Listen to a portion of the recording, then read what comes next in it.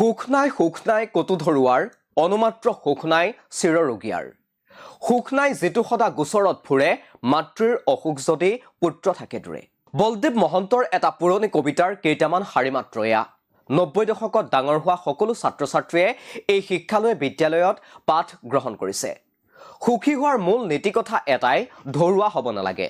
স্বাৱলম্বী হৈ উঠিব লাগে ৰোগীয়া হ'ব নালাগে সুস্বাস্থ্যৱান হৈ থাকিব লাগে গোচৰ মামলাৰ পৰা আঁতৰি থাকিব লাগে যথাসম্ভৱ মাতৃৰ ওচৰতে থাকিব পাৰিব লাগে সেই একেই নীতি শিক্ষাক যদি অসমৰ সৈতে ৰিজাই চোৱা হয় তেনেহলে আমি কিদৰে আজিৰ প্ৰেক্ষাপটক বিশ্লেষণ কৰিম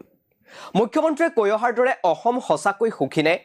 পুৱা শুই উঠি বাতৰি কাকতত আমি পঢ়িছো ৰাজ্য চৰকাৰে আকৌ ল'ব 900 কোটিৰ ঋণ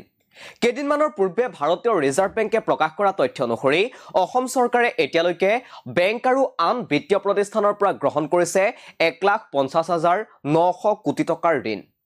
2016 চন পৰ্যন্ত অসমৰ ঋণৰ পৰিমাণ আছিল 41,000 কোটি টকা তাৰ পাছৰে পৰা ঋণ লোৱাৰ তৎপৰতা কি হাৰত বৃদ্ধি পালে সেয়া পৰিসংখ্যাই কৈ দিয়ে চৰকাৰে সমালোচনাৰ উত্তৰ দিছে যে ঋণ লোৱাৰ ক্ষমতা থকা বাবেই হেনো ঋণ লাভ কৰিছে এয়া গৰ্বৰেই কথা কিন্তু সঁচাকৈ 1.5 লাখ কোটিৰ ঋণ ল'ব পৰাকৈ অসম সমৰ্থ হৈছেনে জিডিপিৰ জটিল অংকলৈ নাযায় সাধাৰণভাৱে যদি চোৱা হয় অসমৰ জনসাধাৰণ এতিয়া সাংঘাতিক অৰ্থ সংকটত ককবকাই আছে ভয়াবহ মূল্যবৃদ্ধিয়ে দৈনন্দিন জীৱন ইমানেই ব্যয়বহুল কৰি তুলিছে যে আয়তকৈ অধিক ব্যয় কৰিবলগীয়া হৈছে পৰিসংখ্যা অনুসৰি জনমূৰি আয়ৰ ক্ষেত্ৰত অসমৰ স্থান ভাৰতৰ 33খন ৰাজ্যৰ ভিতৰত শেষৰ পৰাহে 4 নম্বৰত নিজা ৰাজহ আহৰণৰ ক্ষেত্ৰতো অসমৰ স্থান ডাঙৰ ৰাজ্যসমূহৰ ভিতৰত তলৰ পৰা তৃতীয় 2022-23 বিত্তীয় বৰ্ষত অসমৰ নিজা ৰাজহৰ পৰিমাণ আছিল কেৱল 29,061 কোটি টকা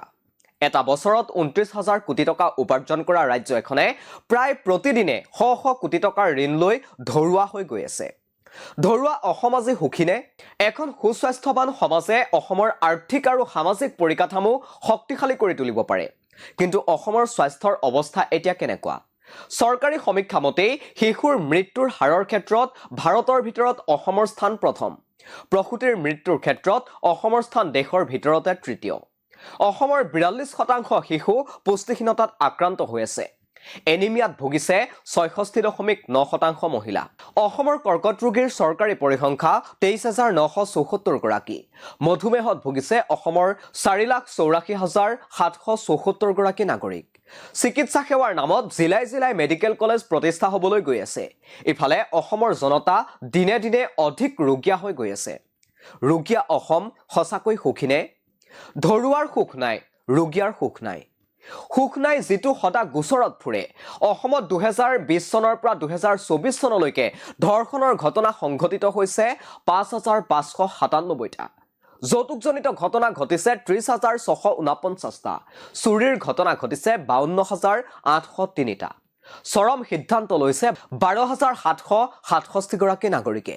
এই আটাইবোৰ পঞ্জীয়নভুক্ত গোচৰৰ পৰিসংখ্যা আনকি খুদ গুৱাহাটী মহানগৰীত এটা বছৰত 100 গৰাকীতকৈ অধিক মহিলাৰ ডিঙিৰ পৰা চেইন কাঢ়ি নিয়াৰ দৰে ঘটনা ঘটিছে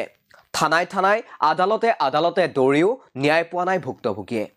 জিলা সত্ৰ ন্যায়ালয়ত বিচাৰাধীন হৈ আছে 4.58 লাখ গোচৰ উচ্চ ন্যায়ালয়ত বছৰৰ পাছত বছৰ ধৰি 62,000 গোচৰৰ শুনানি চলিছে গোচৰৰ ভৰত ভাৰাক্ৰান্ত অসম আজি সুখীনে পুত্ৰৰ পৰা আঁতৰত থকা মাতৃৰ হেনো সুখ নাই এইবাৰৰ আঘোণৰ ধান কটা বতৰতো নিজম পৰি আছে অসমৰ গাঁওবোৰ কাৰ্যত এক নিমাওমাও পৰিৱেশ অসমৰ গ্ৰামাঞ্চলত ইয়াৰ প্ৰধান কাৰণেই হৈ পৰিছে প্ৰব্ৰজন কামৰ সন্ধানত লাখ লাখ অসমীয়াই নিজৰ গৃহভূমি এৰি আন ঠাইলৈ ঢাপলি মেলিছে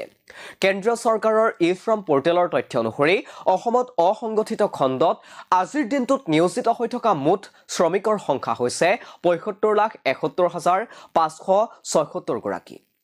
কৃষিৰ পৰা ঘৰুৱা শ্ৰমিকলৈ ৰিক্সা চালকৰ পৰা আৰম্ভ কৰি ফুড ডেলিভাৰী বয়লৈকে সকলো খণ্ডৰ শ্ৰমিকক এই পৰিসংখ্যাই সামৰি লৈছে ইয়াৰ বুজন সংখ্যক শ্ৰমিক নিয়োজিত হৈ আছে ৰাজ্যৰ পৰা বাহিৰত দিল্লী মুম্বাইৰ পৰা আৰম্ভ কৰি দক্ষিণৰ ৰাজ্যসমূহত এতিয়া কেৱল অসমৰ সস্তীয়া শ্ৰমিকৰ প্ৰয়োভৰ নিজৰ ৰাজ্যত সংস্থাপনৰ সুবিধা লাভ নকৰা বাবেই লাখ লাখ শ্ৰমিকে কাম বিচাৰি ৰাজ্যৰ বাহিৰলৈ যাবলগীয়া পৰিস্থিতিৰ সৃষ্টি হৈছে কিন্তু তেওঁলোকৰ জীৱিকা আৰু জীৱনৰ কোনো নিশ্চয়তা নাই যাৰ বাবে কোভিডকালীন সময়ত প্ৰায় 3.5 লাখ শ্ৰমিকে অসমলৈ ঘূৰি আহিবলৈ হেতা ওপৰা লগাইছিল। নিজৰ সন্তানক কামৰ বাবে বাহিৰলৈ পঠিয়াই অসমৰ মাতৃসকল আজি সুখীনে? এই পৰিসংখ্যাৰ আধাৰতে মুখ্যমন্ত্ৰী ডাঙৰীয়াক সুধিব বিচাৰিছো, আপুনি কোৱাৰ দৰে অসম আজি সঁচাকৈ সুখীনে? আপোনালোকে চাই আছিল দি ক্ৰছ কাৰেণ্টৰ এই বিশেষ প্ৰতিবেদন টিক, আৰু ইয়াৰ লগে লগে ষ্টুডিঅ'ৰ মজিয়াৰ পৰা মই অৰিন্দম বুঢ়াগোহাঁয়ে বিদায় লৈছো। ধন্যবাদ।